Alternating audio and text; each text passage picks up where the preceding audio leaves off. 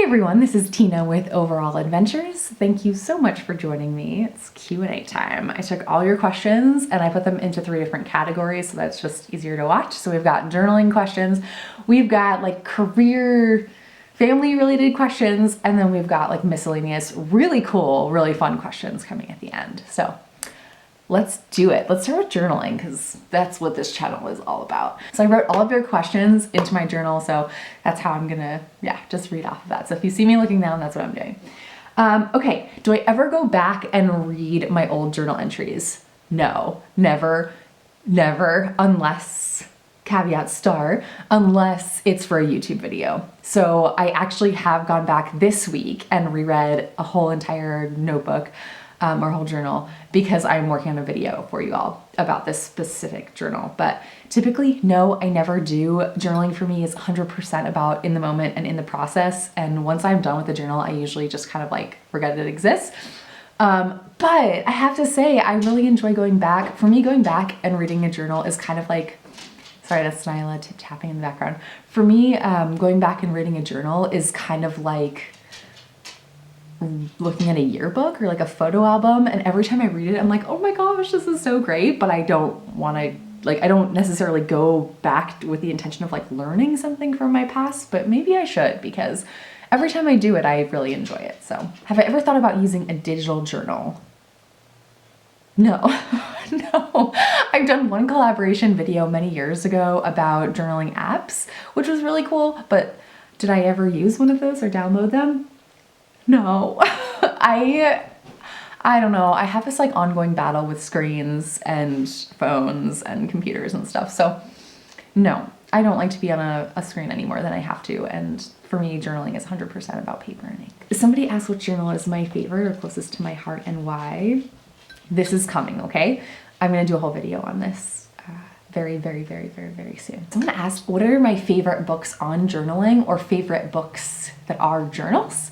Which I think is such a cool question, and I have lots of answers to this, but at the same time, I feel like I'm missing something here. So you'll see. So I'll go with nonfiction first.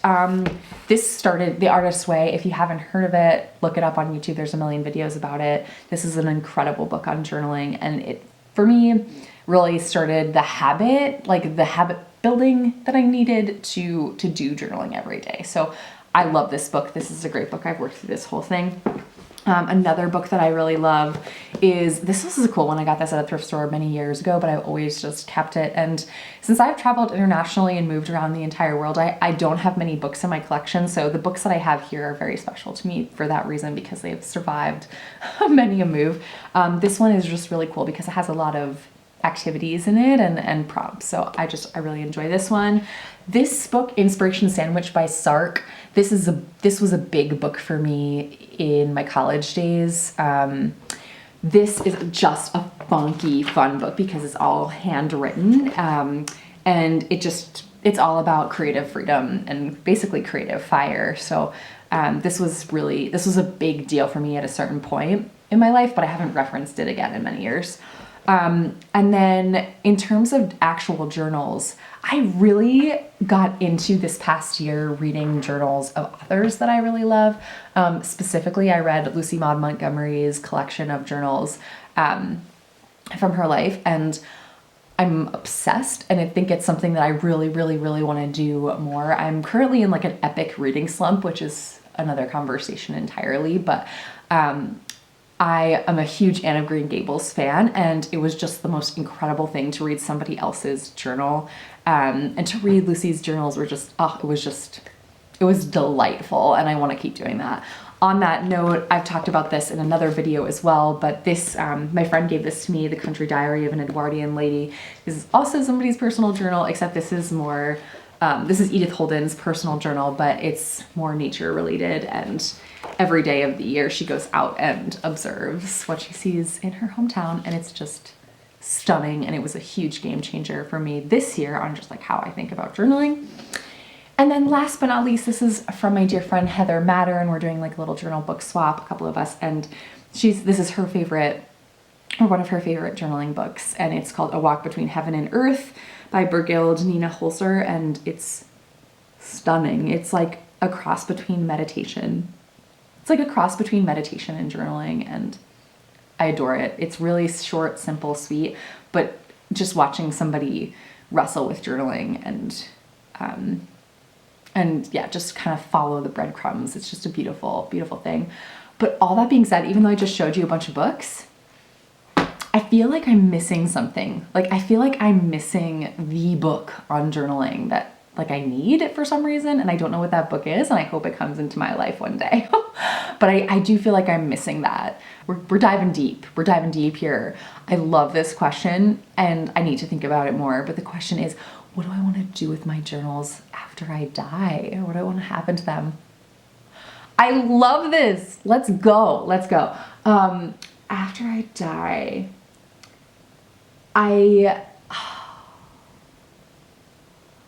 it's an incredible question. And if I live as long as I have a feeling I'm going to, I think I'm going to be like really, really old. My journal collection is going to be kind of unmanageable. It's going to be really big. And there's a piece of me that like doesn't want to burden my family with just how many books that's going to be and how difficult that's going to be to store. I love the idea of like grandma being on a shelf.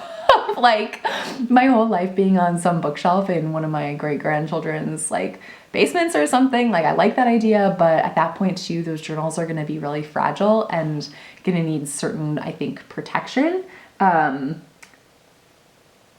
know, just with like the paper and things, like with age. So I don't even know if they'll be able to be on a bookshelf. If I'll be able to be on a bookshelf, but realistically, I think like I'll leave my journals to Luke, and even though I think I'm gonna live really long, like, or my children, and you know, I love the idea. You know, if it's too much for them, I love the idea of donating the books. I've heard there's this incredible journal museum in the UK.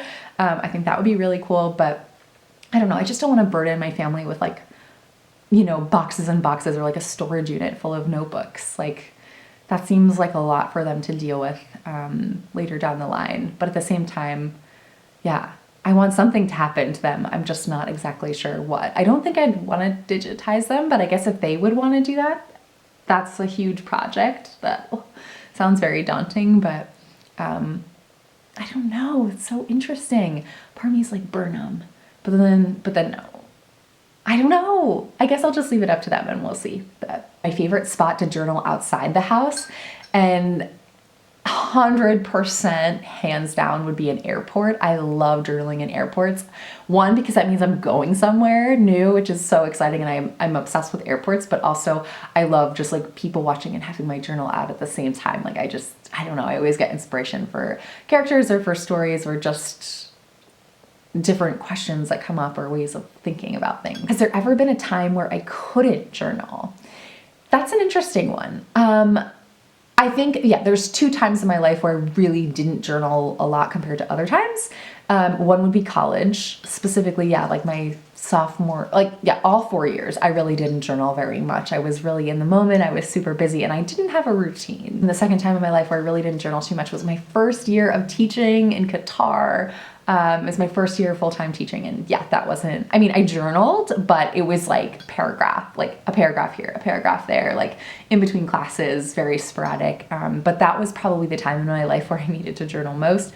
I was in, you know, Luke and I had just got married. We were in a brand new country, and I was in a brand new, really like intense job. And, but I just didn't, I was all in the job, and I didn't have a lot of time to journal. So those were the 2 times. What do I write about when I haven't written for a while? So like, do I summarize what happened while I was gone, or how do I handle that scenario? That's such a good question, especially since if you watch my last video, you know, Luke and I were super sick. I didn't journal for 2 weeks. So like, what do I do when I get back to the page? I think that's so interesting.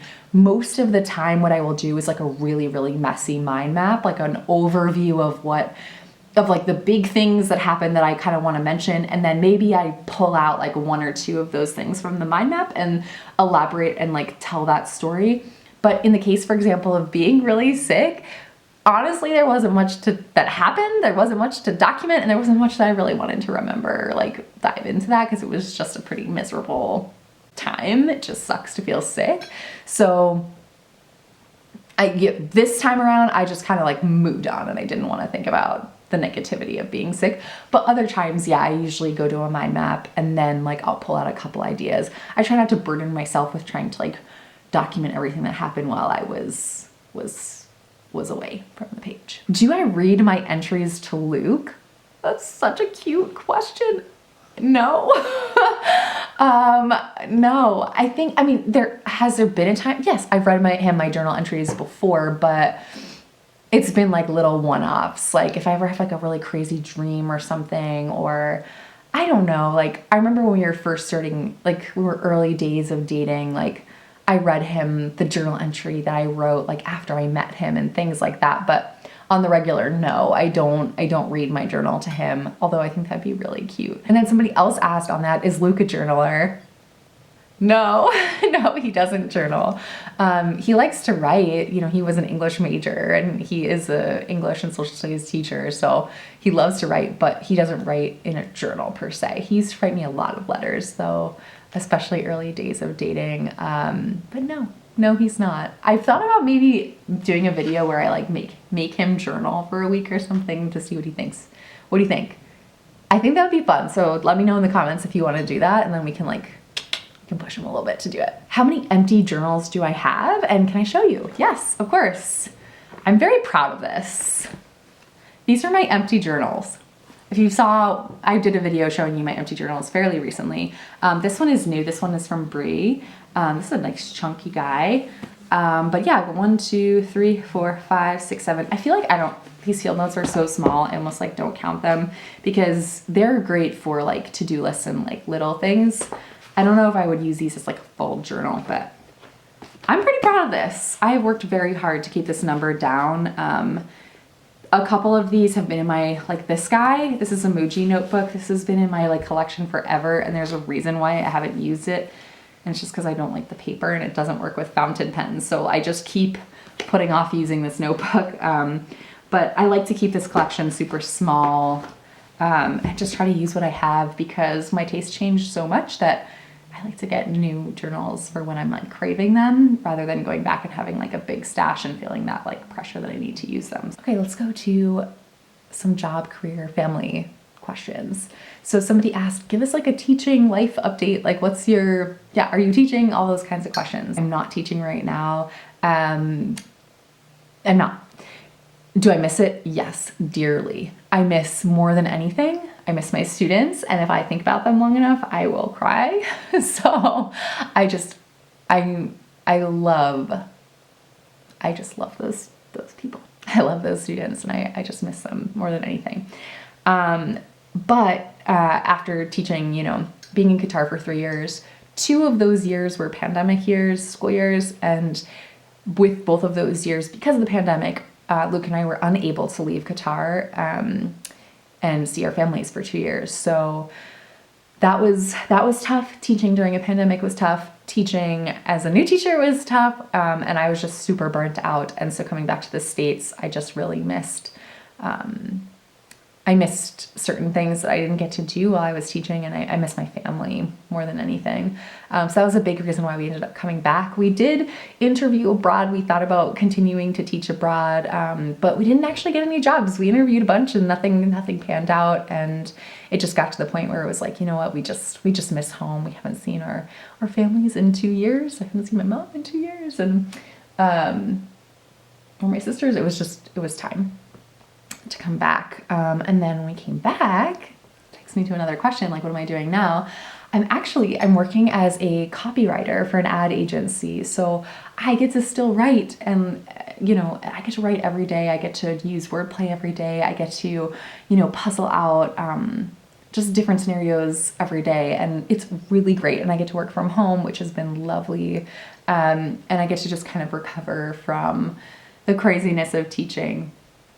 And use a different side of my brain. I think I have like this very extroverted theatrical side to me, which is perfect for teaching and, showing up every day and keeping the kids engaged and interested. But then I also have this other side of me that's like this really writer, introvert, critical thinker, analytical mind, and this job right now definitely taps into that. So I've been really lucky that I've had like jobs where I've been able to have passion in different sides of me. So yeah, so I'm really enjoying what I'm doing now, and I really enjoyed what I was doing in Qatar. So that's life, you know, like there's no yeah, I just feel really blessed and really lucky to be able to have had all of these experiences. I have very specific advice for new teachers, and the first one is sleep.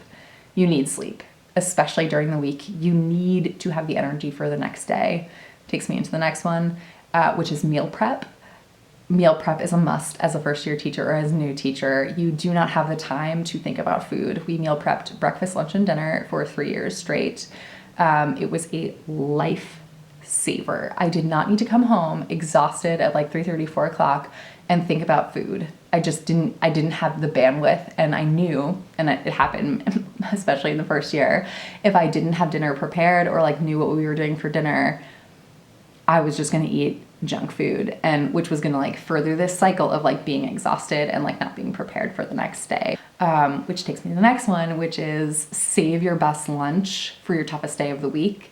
So whether it's like one day a week you want to go and like treat yourself, order out lunch and like have it brought to school or something like that, or if, I don't know, save your best lunch for the toughest day. That was like really good advice that I got from another veteran teacher my first year, because you need something to look forward to, and a really nice lunch on like your 30-minute break is key.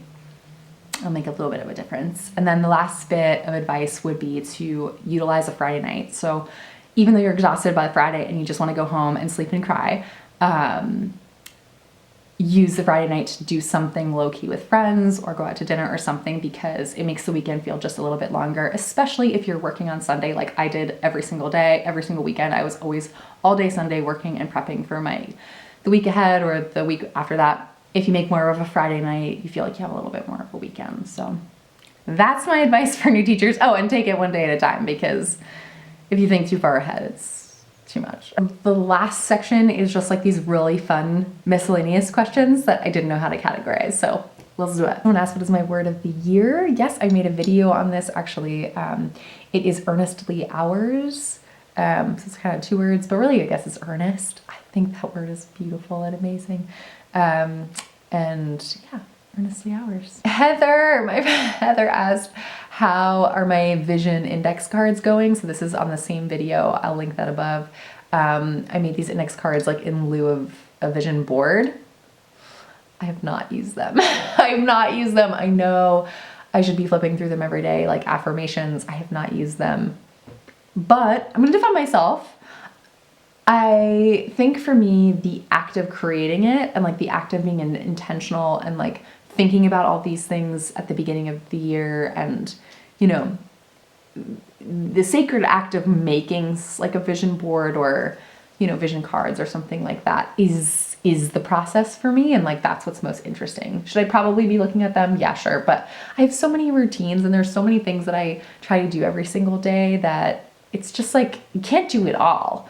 So, but I still think they're useful, and I still think I would do them again. I just don't use them every day. Oh, somebody asked about my siblings. Yeah, I never talk about my sisters. I have 2 younger sisters. They're wonderful. We're 3 girls. Does my family live close? No. And like, yeah, people ask me about like our mountain town situation and like where we live and stuff like that. We live in the northeast of the US. We live just a couple hours south of Canada. Our family does not live close, at least in my immediate, like my parents and my sisters. Yeah, Luke and I are pretty much the only northerners left. Most of our family has moved down south. Do I have an Instagram? No, I don't. I know quite a few of you asked me this. Quite a few of you have asked me this before, and I know you've wanted to like reach out and chat, which has been really sweet, but no, I don't have an Instagram. I find Instagram highly addictive and I just can't control myself, so I can't have it for myself and for my own well-being. So no, I don't have an Instagram. I used to have 2. I used to have an overall adventures one, and then I used to have like a personal one. I've since deleted both of them, I think. I've tried very hard to delete them. It's very difficult to delete an Instagram account. You have to go through this whole process and then you delete it, and then it's like, okay, you have 30 days where it's like, half deleted. And if you go back on Instagram and in those 30 days, it's like reactivated again. You have to go through the whole process again. So I believe I've done it correctly. But yeah, no Instagram. Someone asked if I have a piece of advice for female artists. Yes, this is very short, but very, very cutting to the point. Advice for female artists. Good art doesn't have to come from pain and suffering. When I was younger, I used to think good art came from a place of darkness, and it's just not true. That's it. That's my advice for young artists. Oh, I love this one too. What's a recurring sign in nature that you often see that you feel like is trying to tell you something? For me, it's very, very clearly hawks or eagles. Especially now being back in the US too. Like I feel like I just have this red tail totem or this red tail guide that's just like always with me. I always see them. They're everywhere. Also bald eagles as well around here, but I just feel like these hawks always come to me as in various spaces, places. It's not just like flying. It's like, oh, I see them there and there and there. And I just feel like they're always just a sign of like check in, like tap into your spiritual self. You got this. You're on the right path. Thank you so much for joining me. I hope that was fun. I really appreciate all of you asking your questions. And if you have any more, let me know in the comments below. I hope you enjoyed this video and I look forward to chatting with you soon. And just so you know, it's coming. My all-time favorite journal video combined with possibly a love story. That's all I'm gonna say. So look forward to that soon. Thank you all. Peace.